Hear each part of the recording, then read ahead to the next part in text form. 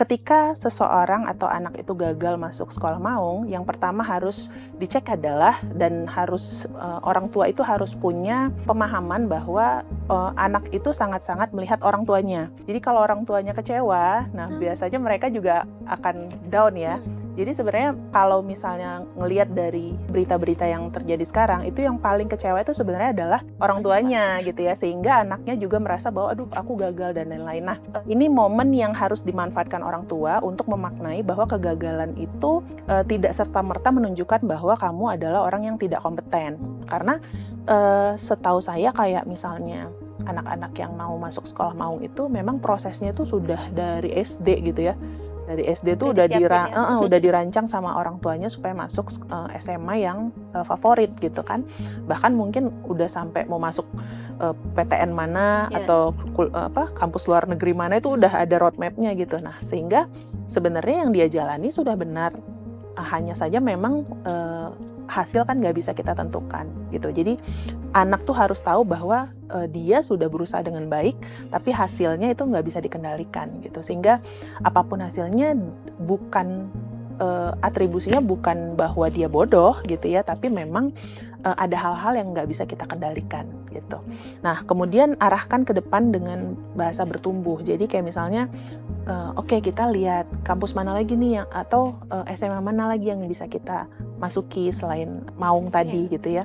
Karena banyak juga kok orang-orang sukses atau CEO-CEO, pejabat atau misalnya direktur-direktur BUMN itu berasal dari sekolah-sekolah swasta yang bahkan kita nggak pernah dengar misalnya gitu kan. Mungkin untuk siswa-siswi semuanya ya, terutama yang di Jawa Barat yang sedang berjuang untuk masuk sekolah Maung, mudah-mudahan diberikan jalan yang baik gitu ya untuk bisa menuju kesuksesan gitu ya, karena memang kita kan pengen semua proses yang kita lalui itu berakhir dengan hasil yang baik juga, sehingga teman-teman harus paham bahwa kecerdasan intelektual itu kita harus barengi dengan kecerdasan emosional gitu, sehingga kita bisa menumbuhkan karakter yang kuat. Nah, karena kalau misalnya karakter yang kuat ini kita bawa kemanapun, kita tetap akan bisa survive dan sukses dimanapun kita berada.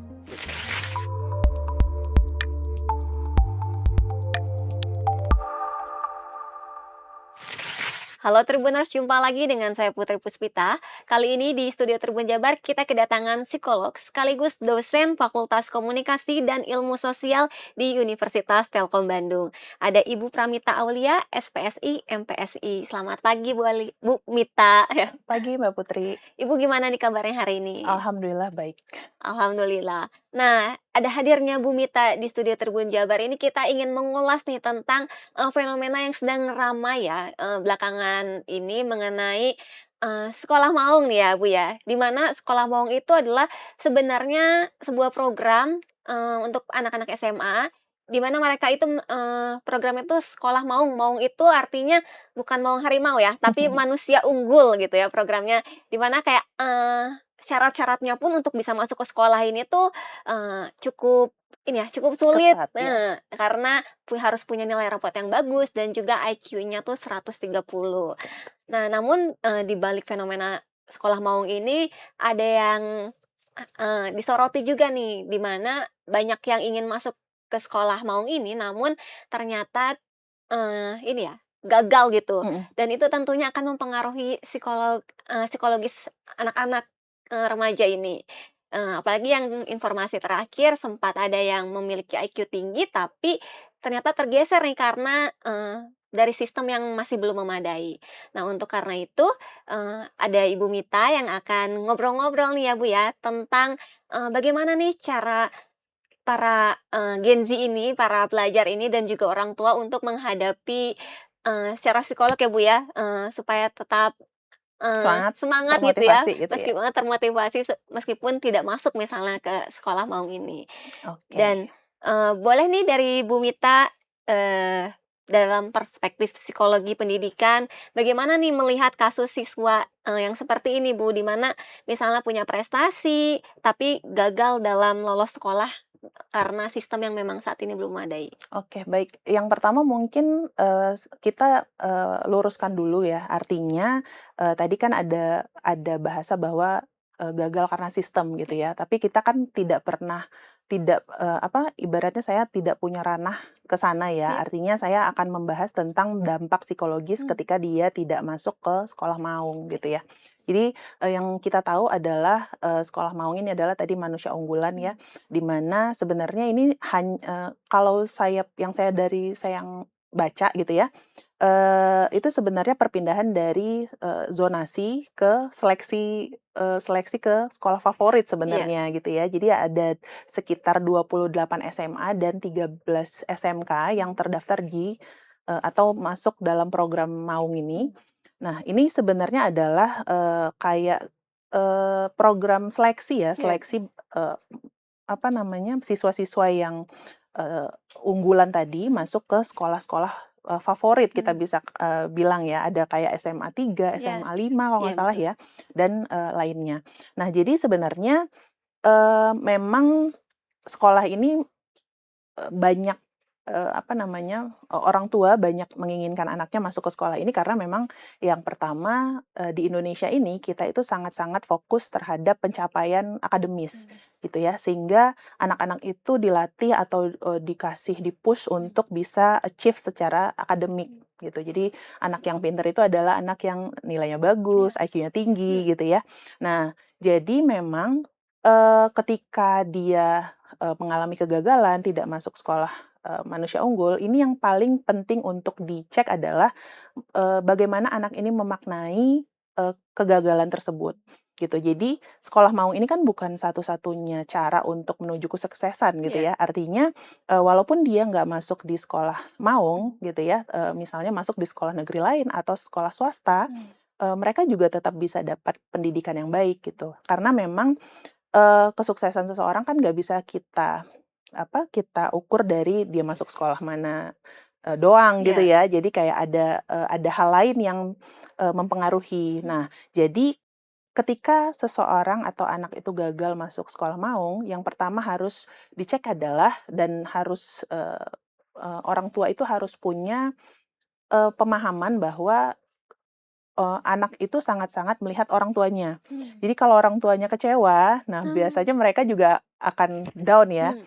Jadi sebenarnya, kalau misalnya ngelihat dari, berita-berita yang mmm, terjadi sekarang, itu yang paling kecewa itu sebenarnya adalah orang orang tua, tuanya iya, gitu ya, sehingga anaknya juga merasa bahwa, "Aduh aku gagal," dan lain-lain. Nah, mmm, ini momen yang harus dimanfaatkan orang tua untuk memaknai bahwa kegagalan itu, tidak serta-merta menunjukkan bahwa kamu adalah orang yang tidak kompeten. mmm, Artinya, kita harus lebih memberikan, poin lebih untuk prosesnya. mmm, Secara proses kan sebenarnya anak-anak ini sudah melewati proses yang benar, mmm, gitu. Nah, hasil ini kan ibaratnya kalau hasil ini kita nggak bisa kontrol ya, apapun lah, yang terjadi di hasilnya. Sehingga orang tua bisa masuk ke dalam, ranah ini, untuk mengajarkan bahwa kegagalan ini, bukan karena kamu yang tidak kompeten, tapi lebih kepada ya memang hasilnya yang nggak bisa kita kontrol. iya, Yang penting proses dari awal sampai akhir. Karena kalau yang anak-anak yang nilai rapotnya tinggi, mmm, IQ-nya bagus, tapi nggak lolos, itu biasanya prosesnya kan dia udah jalani dengan baik ya. iya, Tapi di akhir mungkin kita nggak pernah tahu sampai kalau di thread tuh ya, ibu-ibu tuh sampai, lihat, "Oh ternyata ada yang lebih tinggi dari anak iya, saya." Dia mungkin merasa bahwa anakku itu udah paling tinggi iya, nilainya, tapi ketika ada di thread terus, bisa di-trace, dilihat gitu ya, mmm, nilai masuknya ada berapa, ada sampai mmm, 319 iya, nilainya gitu kan ya. Oh ternyata ada yang lebih tinggi gitu mmm, kan ya. Nah, jadi ini adalah, eee fase orang tua untuk bisa menenangkan anak bahwa, ya di dunia itu memang seperti ini, mmm, peristiwanya iya, gitu. Karena, yang penting kamu menjalani proses dengan baik, kemudian, kamu juga, secara, psikologis, secara intelektual bertumbuh dengan proses itu. mmm, Nah hasilnya nanti ya kita serahkan sama, sistem kah atau misalnya mmm, serahkan sama, eee Tuhan misalnya mmm. gitu ya. Nah, mungkin seperti itu. Oke, kalau bisa, kita juga bisa lihat ya dari, berbagai mungkin dari berita dan juga wawancara secara langsung atau Mhm, tadi dari di media sosial, kebanyakan yang memang lebih antusias tuh dan lebih greget tuh orang tuanya gitu ya, betul. "Kenapa anak saya nggak masuk?" Iya, Gitu. Nah, ketika sedangkan anak tuh kan kayak melihat tadi ya, melihat orang Mhm. tua.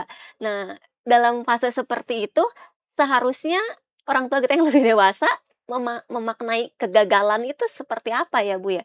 Dan cara untuk, secara bijak gitu ke anak supaya, "Oke, nggak apa-apa," gitu, "it's okay kalau misalnya kita gagal." Itu tuh, latihannya seperti apa sih yang, bisa diberikan gitu? Oke, baik. Nah, jadi sebenarnya sebagai orang tua juga punya tantangan yang sangat besar Mmm, ya, karena memang, orang tua mana sih yang nggak pengen anaknya sukses gitu bener, ya. Sehingga memang, jangankan ini ya, jadi orang tua yang menjadi orang tua itu biasanya kegagalan dan kesuksesan anak itu jadi tekanan yang paling tinggi untuk mmm, orang tua gitu ya. Karena, apalagi melihat keadaan, kondisi dunia saat ini gitu ya, mereka sangat takut anaknya itu nggak bisa survive, mmm, kira-kira seperti itu. Jadi kita nggak bisa menyalahkan orang tua juga bahwa orang tua berambisi untuk bisa anaknya sukses gitu mmm, ya.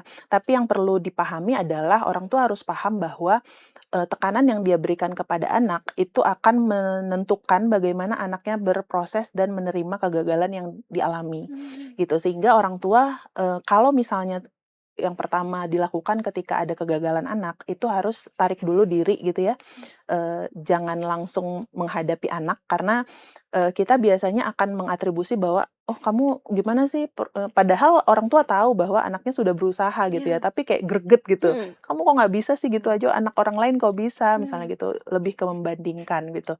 Sehingga orang tua harus tarik dulu jauh untuk menenangkan emosinya sendiri dulu gitu ya, artinya dia harus menerima bahwa It seperti tadi saya bilang bahwa kesuksesan itu nggak ditentukan 100% dari, dia masuk ke sekolah mana, mmm, dan lain-lain gitu oke, ya. Banyak sekali hal yang mempengaruhi kesuksesan anak gitu. mhm, Sehingga, ketika kegagalan, masuk ke sekolah maung ini bisa jadi pelajaran bahwa, oh ternyata saya, sebagai orang tua misalnya kurang support di sini, kurang support di sini, anak saya kurangnya di mana gitu ya. mhm, Jadi, dijadikan bahan evaluasi oke, gitu ya, bahan evaluasi kalau perlu misalnya dicatat, dibuat satu dokumen gitu ya, kenapa nggak masuknya itu kenapa, mmm, kira-kira di mana kurangnya dan lain-lain gitu ya. Nah, dan biasanya, kegagalan itu, e jadi orang tuh misalnya ada 2 jenis gitu mmm, ya. Ada orang yang kalau gagal itu dia menyalahkan lingkungan, mhm, ada yang kalau gagal tuh menyalahkan dirinya. oke, Jadi ada yang locus of control internal dan locus of control eksternal. mmm, Nah, biasanya orang-orang yang kayak tadi ya, ada yang menyalahkan sistem, mmm, menyalahkan pemerintah, menyalahkan gitu. iya, Tapi ada anak-anak yang cenderung menyalahkan dirinya sendiri, "Oh, mmm, aku bodoh, aku nggak bisa," segala macam. Nah, jadi kita harus meregulasi semuanya sebagai orang tua, memperlihatkan bahwa kan anak-anak mungkin dia pintar secara intelektual ya, iya, tapi secara emosional mungkin orang tua harusnya lebih bisa apa namanya, mendeskripsikan, ini mmm, sebenarnya apa sih yang terjadi oke, gitu. Kita harus apa, ke mmm, depannya gimana. Kamu nggak boleh sedih, tapi kamu nggak boleh berlarut sama sedih ini, karena ini hanya fase pertumbuhan atau mmm, perkembangan kamu gitu ya. Kalau kita nggak bisa masuk ke sekolah maung, oke kamu punya opsi apa, mmm, gitu. Jadi, anak-anak itu melihat bahwa, oh ternyata masih ada pintu lain yang bisa, dimasuki mmm, selain sekolah maung gitu, sehingga dia juga merasa kayak, "Ya udah deh kalau gitu berarti aku masih bisa masuk sini masuk sini." mmm, Karena kalau misalnya kita, "Oh kamu nggak masuk sekolah maung berarti udah tamat riwayat," misalnya gitu mmm, kan, jadi anak-anak juga akan down gitu. Jadi sebagai oke, orang tua, eee, orang tua zaman sekarang menurut saya cenderung ini ya, sudah punya roadmap mmm, anak-anaknya masuk mana, nilainya berapa, nanti iya, dilesin apa, itu udah ada gitu mmm, ya. Nah, sehingga itu mungkin bisa ditambahkan alternatif-alternatif kalau misalnya tujuan utamanya nggak tercapai, oke. gitu. Mungkin itu. Oke, mungkin kalau tadi dari sisi orang tua, tapi dari sisi dampak psikologis nih yang Mhm, terhadap anaknya ketika mereka, mereka mungkin tahu gitu di sekolah sebelumnya, "Wah, aku unggul nih mhm, dibandingkan yang lain." Tapi ketika mau masuk sekolah unggul, ternyata aku tergeser sama teman-teman iya, yang lain. Pasti ada rasa tadi kecewa dan menyalahkan diri mhm, sendiri. Nah, mhm. itu, mungkin jadi bahan acuan juga ya ketika misalnya disatukan anak-anak pinter secara akademik itu ya disatukan, tapi ternyata mereka harus tergeser, sebenarnya dampak seperti apa sih, Bu, yang bisa terjadi secara Oke. psikologis? Nah, kalau kita mengalami kegagalan, biasanya dampak yang paling, bisa kita cek itu ada, 4 ya. Kalau untuk, anak-anak. Oke. Yang pertama fisik, jadi ada perubahan tidur Mmm, atau makan gitu ya. Jadi misalnya dia susah tidur mmm, atau misalnya dia nggak nafsu makan, atau ada anak-anak yang kalau stres malah, makannya jadi lebih banyak mmm, yang manis-manis, yang pedes-pedes gitu ya. mmm, Nah kemudian, masalah emosi, jadi mudah marah, sering nangis, mmm, mendem di kamar mmm, gitu ya, terus kayak, apa ya, kalau, dia tuh kayak nggak merasakan emosi sama sekali, orang nonton sedih dia datar, atau oke, teman-temannya, lagi happy dia datar aja mmm, gitu ya. Terus, sosial perilaku misalnya menjauh dari teman-teman sama kegiatan karena mmm. takut ditanya gitu Oh, ya. iya iya. Terus kayak merendahkan diri misalnya, "Oh percuma aku bodoh," dan lain-lain gitu ya. Terus yang keempat tuh masalah akademik. Jadi, dia malah, "Udah aku, belajar juga nggak guna, nggak masuk juga," gitu. Mmm, Jadi dia jadi minat belajarnya, kurang atau oke. menurun gitu ya. Nah, yang bisa dilakukan sama orang tua yang pertama kalau mengalami kegagalan itu yang pertama validasi dulu emosinya. Karena kita kalau gagal, jangankan anak-anak ya, orang tua juga kalau, anaknya gagal atau kegagalan dirinya sendiri gitu ya, itu emosinya ada marah, frustrasi, Mmm, kesal gitu ya, sedih iya, pasti. Nah, ini kita validasi dulu, artinya kita mengakui bahwa, "Oke, kamu lagi kecewa ya," mmm, gitu kan, "kamu lagi sedih, silahkan aja dikeluarkan dulu," gitu ya, ditunggu sampai anaknya memang, apa namanya, bisa meregulasi emosinya. Jangan sampai, "Udah nggak usah sedih, nggak usah," kan jadinya dia mendem ya, iya, gitu.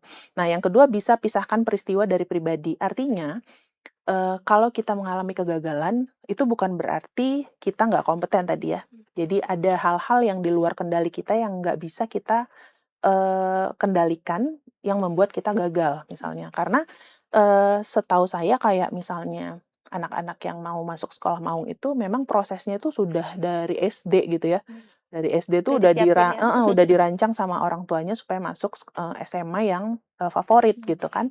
Bahkan mungkin udah sampai mau masuk, PTN mana iya, atau kampus luar negeri mana itu udah mhm, ada road map-nya gitu. Nah, sehingga sebenarnya yang dia jalani sudah benar. mmm, Hanya saja memang, hasil kan nggak bisa kita tentukan mmm, gitu. Jadi, eee, anak tuh harus tahu bahwa, dia sudah berusaha dengan baik, mmm, tapi hasilnya itu nggak bisa dikendalikan gitu. Sehingga apapun hasilnya bukan, atribusinya bukan bahwa dia bodoh gitu ya, tapi memang, ada hal-hal yang nggak bisa kita kendalikan gitu. mmm, Nah, kemudian arahkan ke depan dengan bahasa bertumbuh. Jadi kayak misalnya, oke kita lihat kampus mana lagi nih yang atau, SMA mana lagi yang bisa kita masuki mmm, selain, apa namanya, Maung tadi iya, gitu ya.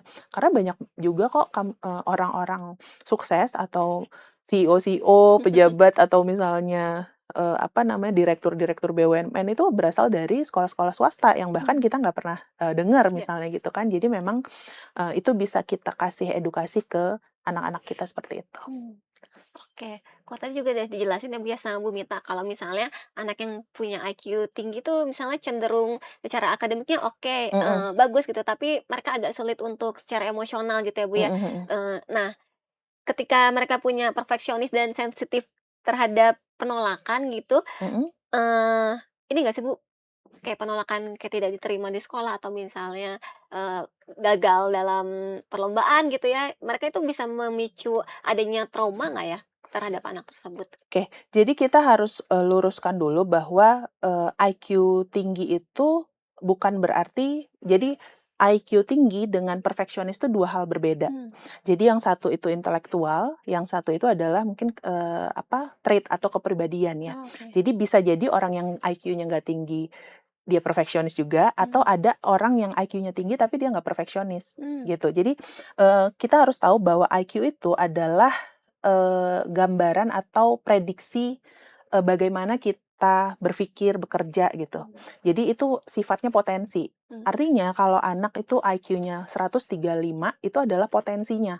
mmm, Nah, bagaimana dia mengimplementasikan 135-nya, kan kadang-kadang kita, dia IQ-nya 135 kok, tapi nilainya jelek ya, gitu. oke, Nah, itu tuh sebenarnya IQ itu adalah potensi yang, harus dibantu dengan stimulasi supaya dia optimal, mmm, gitu. Dan IQ itu nggak bisa mengukur segala hal. Mmm. Artinya, misalnya tadi ya kemampuan kalau IQ tuh, kayak IST gitu ya, ada kemampuan, numerik, bahasa, Mhm. nonverbal gitu ya, verbal dan nonverbal gitu. Nah, jadi kita nggak bisa menggeneralisasi bahwa IQ orang tinggi tuh langsung dia bisa sukses gitu, itu Oke. enggak sebenarnya. Nah, yang kedua, untuk sukses itu sebenarnya butuh lebih, dari sekedar IQ. Mmm. Nah, jadi ada banyak hal yang bisa mempengaruhi, kesuksesan seseorang.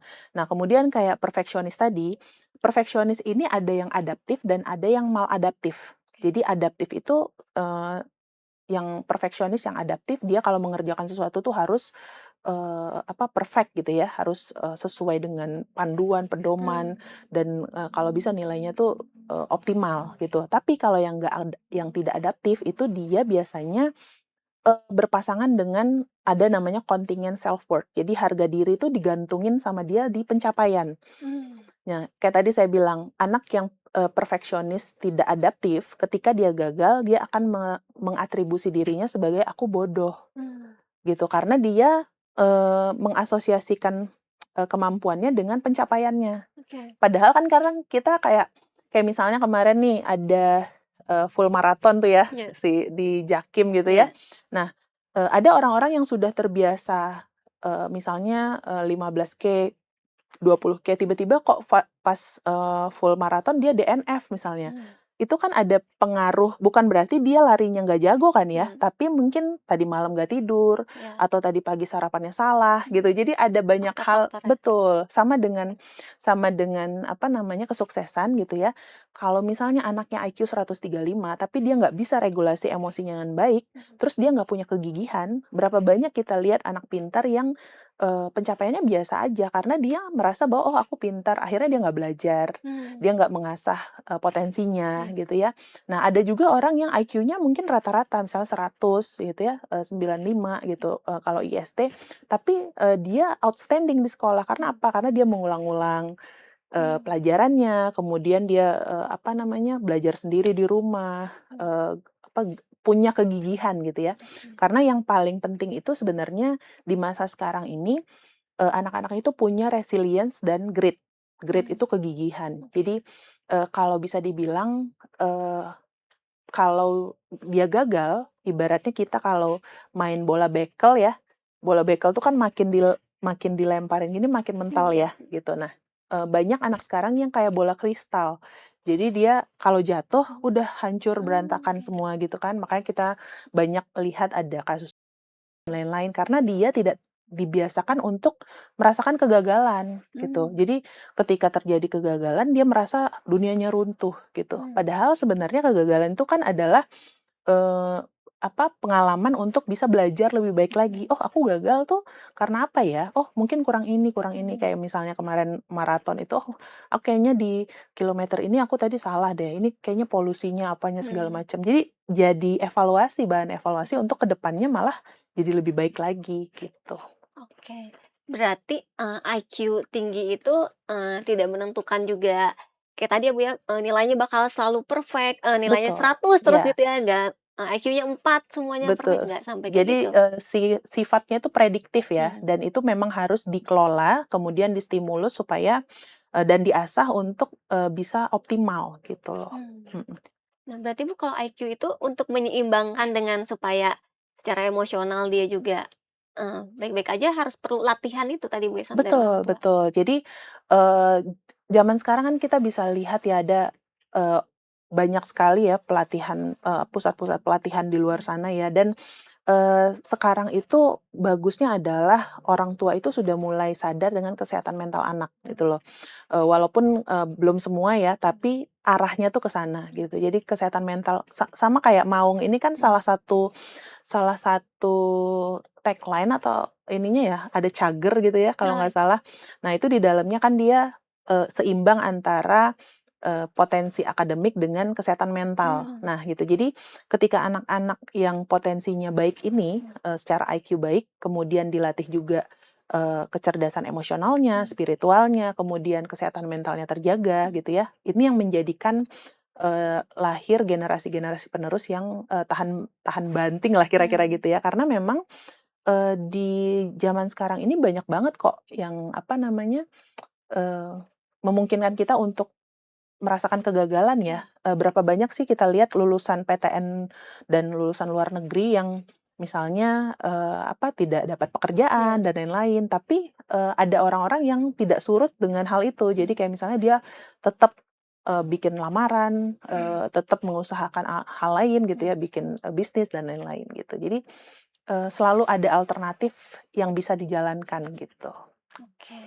Berarti ini kesehatan mental, sangat perlu dijaga ya, Bu, ya. Dari kecil tuh ternyata sama orang tua ini memang harus sudah diajarin gitu ya, Bu, ya? Betul. Orang tuanya juga harus ini ya, harus punya apa namanya, regulasi Mmm, emosi yang cukup baik gitu. mhm, Sehingga, biasanya anak-anak kan akan modeling ya, iya, bagaimana orang tua problem solving, mmm. kemudian menghadapi kegagalan, itu biasanya akan, terlihat di, anaknya gitu.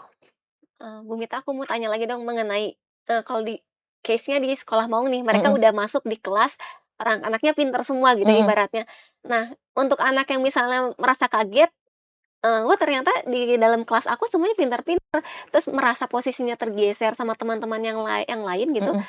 apa nih yang harus di, fokuskan sama orang tua dan juga si anak itu sendiri supaya dia tuh tidak merasa jadi kayaknya paling, nilainya paling down gitu Mhm. dibandingkan yang lain gitu? Oke, baik. Jadi, banyak sekali sebenarnya yang harus dipersiapkan ya, Mhm, kalau dia memang masuk ke sekolah maung. Apalagi kalau misalnya dia SMP-nya itu, dari sekolah yang bukan favorit, mmm, artinya dia selalu ranking 1 ya, dengan betul, mudah gitu ya.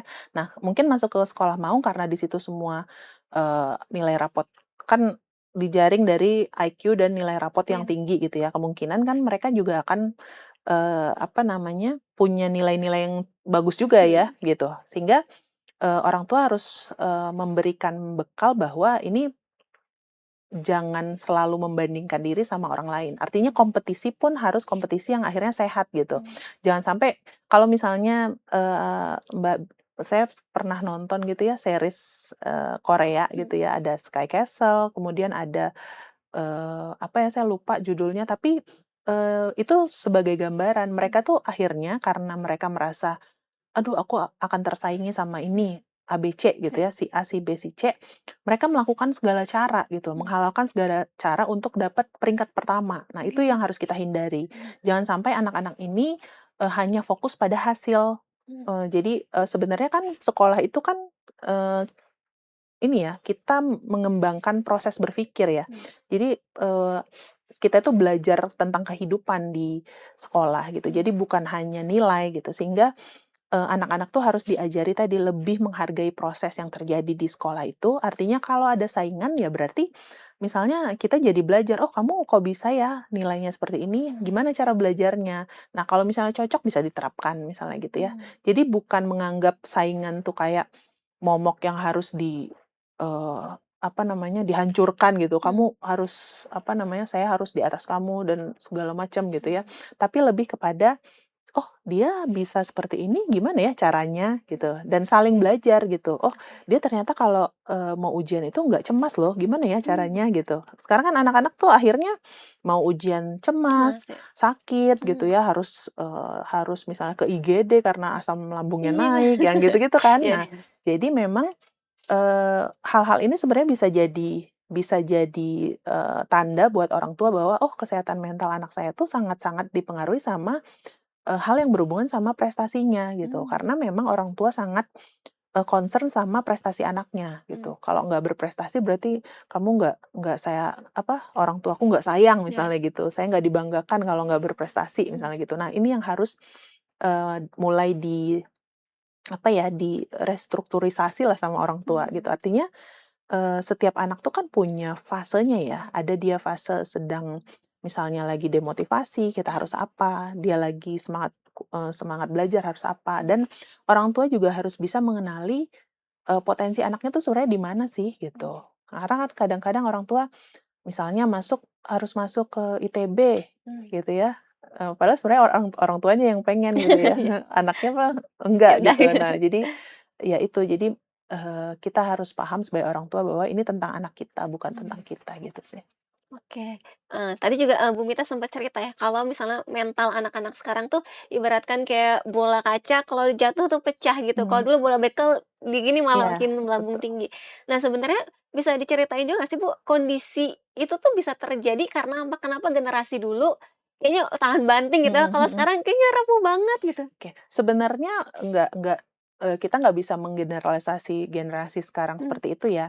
Artinya, kita bisa bayangkan setiap generasi itu, ini kan kalau saya tuh generasi millennials, iya. kalau Mbak mungkin Gen Z ya? Aku milenial Oh juga ya. millennials juga, oke. Orang tua kita boomers. Mmm, Nah, anak saya tuh misalnya Alpha gitu mhm, ya, kemudian ada Gen Z mhm, gitu. Nah, masing-masing itu punya kelebihan dan kekurangannya. mmm, Karena apa? Misalnya contoh saya millennials, ibu saya, orang tua saya tuh boomers. mmm, Nah, boomers itu membuat kita, ibaratnya tuh kayak militer ya. Jadi kayak misalnya kamu harus ini harus ini harus mhm, ini. Nah, dengan ketidaknyamanan itu, mhm, kita terbiasa untuk mencari jalan sendiri. mmm, Millennials itu kan, katanya generasi yang paling tahan banting ya. mmm, Jadi dia kena, apa namanya, dididik sama boomers, harus mmm. menghadapi Gen Z, sama Gen Alpha gitu ya, Iya. terus, sudah melewati Covid dan Iya. lain-lain gitu ya. Nah, karena apa? Karena, anak-anak itu ibaratnya kalau, bertumbuh itu ada yang, memerlukan tekanan, Mmm, gitu.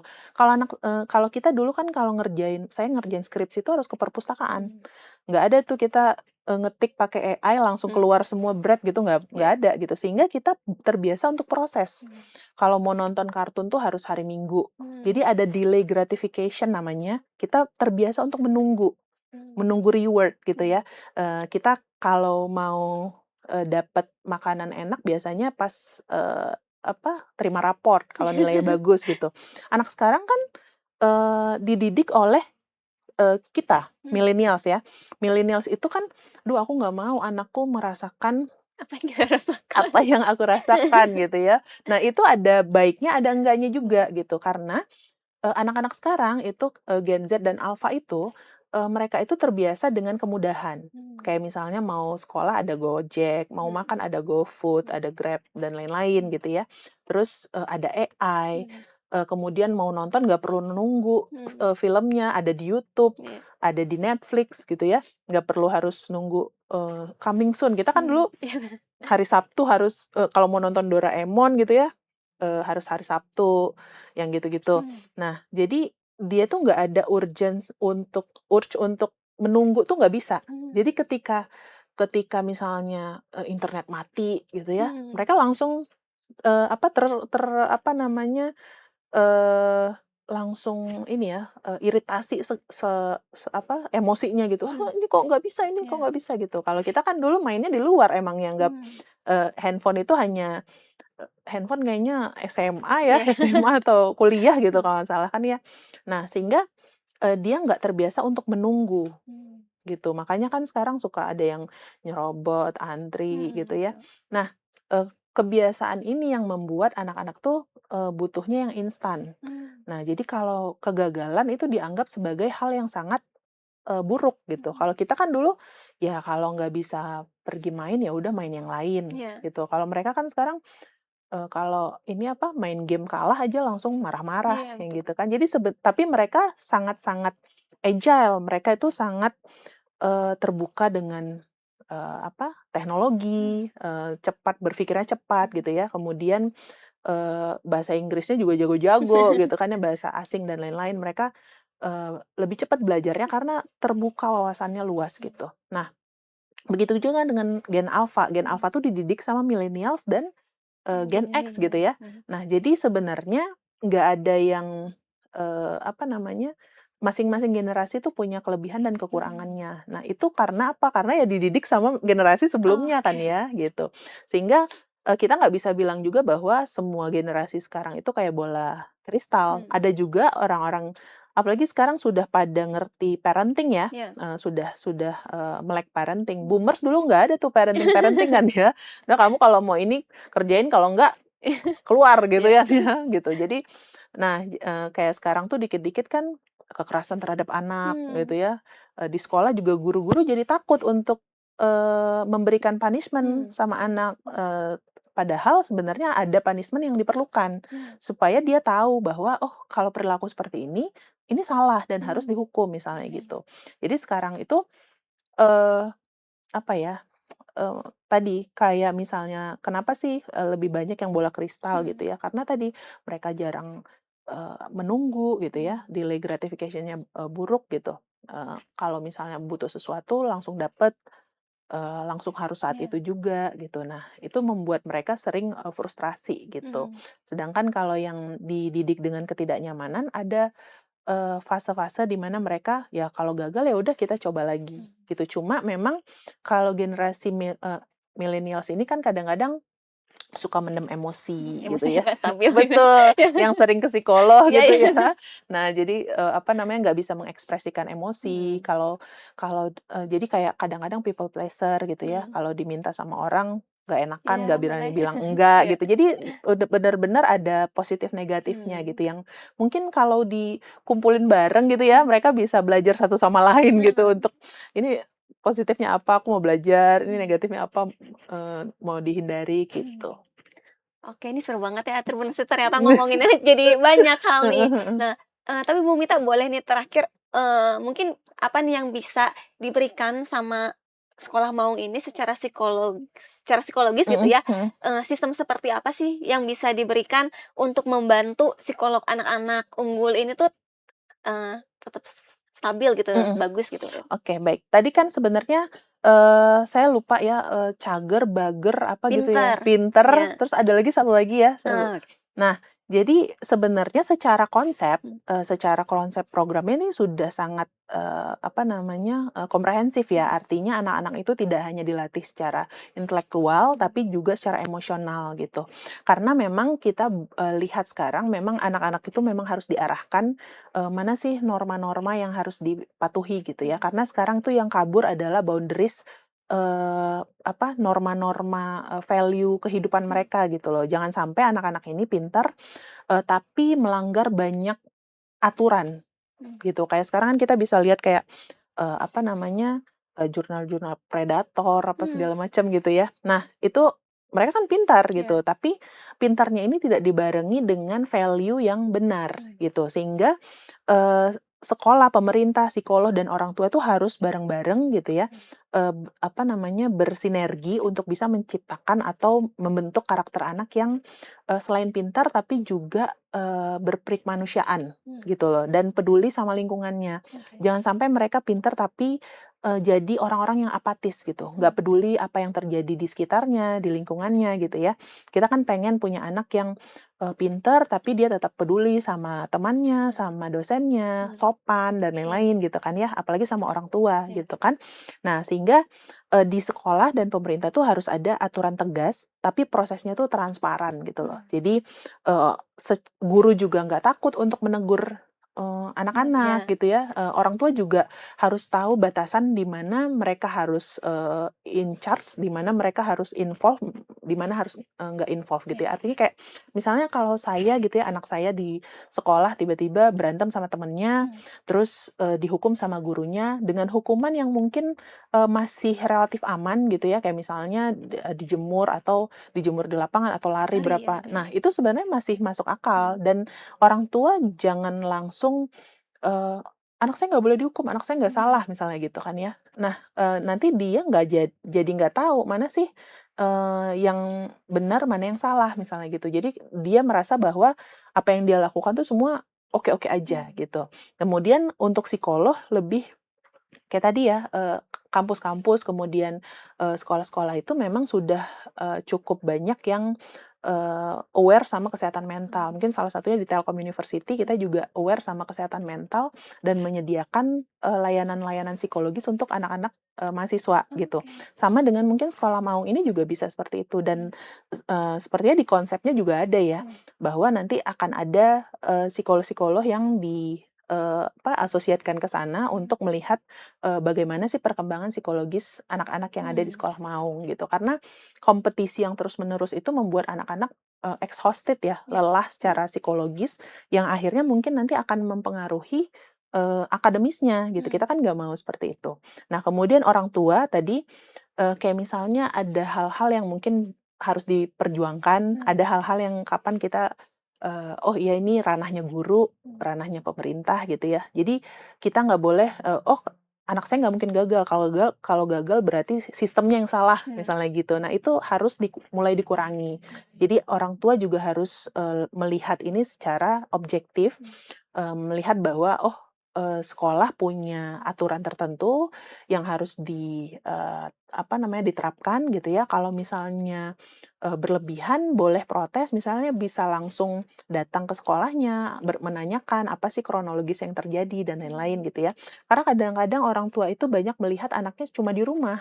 Anak-anak kan di rumah cenderung baik ya, Iya, karena takut nurut. dimarahi ibunya, Iya. bapaknya, tapi di sekolah dia mungkin jadi anak yang berbeda gitu. Mungkin di sekolah jadi, suka bully dan lain-lain tuh orang tua kadang-kadang denial Iya. gitu ya, "Enggak, anak saya baik kok," Mhm. dan lain-lain gitu. Padahal di sekolah nggak seperti itu. Mhm. Dan guru takut menindak karena tadi ada yang langsung mau diaduin ke apa, dibawa ke Ke masa hukum ya. pengadilan, segala macam gitu kan. Jadi, kita harus menyerahkan peran masing-masing pada tempatnya, gitu. Sehingga kalau ini bersinergi dengan baik, mungkin insya Allah kita akan menciptakan, generasi yang karakternya, kuat, gitu. Oke. Bu Mita terima kasih ya untuk, ngobrol-ngobrolnya, isinya daging semua nih, keren banget sama Bu Mita, dosen dari, Universitas Telkom Bandung. Mungkin, terakhir boleh deh Bu kasih pesan nih buat para, mahasiswa, maksud saya kepada murid yang nggak masuk ke sekolah Maung dan yang juga nggak masuk ke sekolah Maung, kasih pesan semangat, buat mereka, apa gitu yang harus diberikan? Oke, baik. Mungkin untuk, siswa-siswi semuanya ya, terutama yang di Jawa Barat yang sedang berjuang untuk masuk sekolah maung, mudah-mudahan diberikan jalan yang, baik gitu ya, untuk bisa, menuju kesuksesan gitu ya. Karena memang, kita kan pengen, semua proses yang kita lalui itu berakhir dengan hasil yang baik juga. Sehingga, teman-teman harus paham bahwa, eee, kecerdasan intelektual itu kita harus barengi dengan kecerdasan, emosional gitu, sehingga kita bisa bisa menumbuhkan karakter yang kuat. Nah, karena kalau misalnya, karakter yang kuat ini kita bawa kemana pun, kita tetap akan bisa survive dan sukses di mana pun kita berada, gitu. Oke, Bu Mita, baik terima kasih atas waktunya. Sama-sama, Semoga Mbak. buat para Tribuners juga, informasinya bisa sangat berguna ya. Dan jangan lupa juga untuk para Tribuners update pemberitaannya di tribunjabar.id, tribuncirebon.com, dan tribunpriangan.com. Saya Putri Puspita bersama kru yang bertugas pamit undur diri, sampai jumpa lagi di program yang lainnya.